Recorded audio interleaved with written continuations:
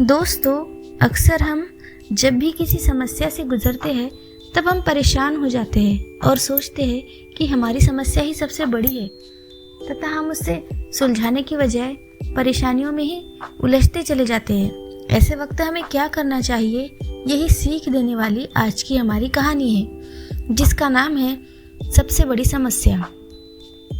बहुत समय पहले की बात है। एक महाज्ञानी पंडित हिमालय की पहाड़ियों में कहीं रहते थे। लोगों के बीच रहकर वह थक चुके थे।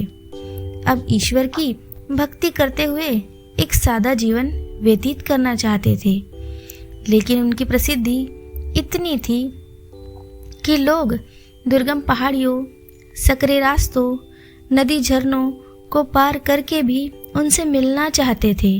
उनका मानना था कि यह विद्वान उनकी हर समस्या का समाधान कर सकता है। इस बार भी कुछ लोग ढूंढते हुए उनकी कुटिया तक आ गए। पंडित जी ने उन्हें इंतज़ार करने के लिए कहा। 3 दिन बीत गए और भी कई लोग वहां पहुंच गए।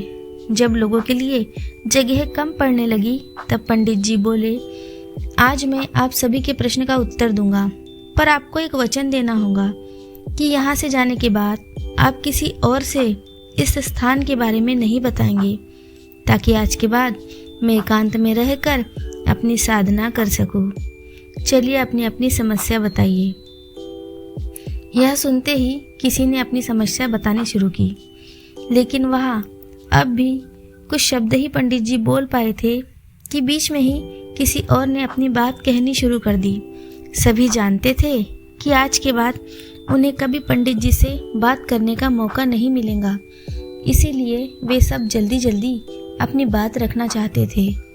कुछ ही देर के बाद वहाँ का दृश्य मछली बाजार जैसा हो गया और अतः पंडित जी चीख कर बोल पड़े, कृपया शांत हो जाइए, अपनी अपनी समस्या एक पर्चे पर लिखकर मुझे दीजिए। सभी ने अपनी अपनी समस्याएं लिखकर आगे बढ़ा दी।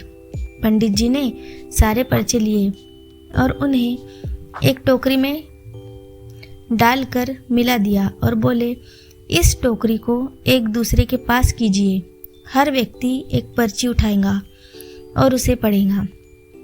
उसके बाद उसे निर्णय लेना होगा कि क्या वो अपनी समस्याओं को इस समस्या से बदलना चाहते हैं, अर्थात एक समस्या के बदले दूसरी समस्या। ऐसा वो करना चाहते हैं। हर व्यक्ति एक पर्चा उठाता, उसे पढ़ता और सहम सा जाता। एक एक करके सभी ने पर्चियाँ देख ली। कोई भी अपनी समस्या के बदले किसी और समस्या को लेने के लिए तैयार नहीं हुआ। सबका यही सोचना था कि अपनी समस्या चाहे कितनी भी बड़ी हो, बाकी लोगों की समस्याएं जितनी गंभीर नहीं है। 2 घंटों बाद सभी अपनी अपनी पर्चियाँ हाथ में लिए लौटने लगे। तभी वे खुश थे कि उनकी समस्या उतनी बड़ी नहीं है जितना कि वे सोचते थे। फ्रेंड्स, ऐसा कौन होगा जिसकी लाइफ में एक भी प्रॉब्लम ना हो? हम सभी के जीवन में समस्याएं हैं। कोई अपनी हेल्थ से परेशान है तो कोई लैक ऑफ वेल्थ से परेशान है।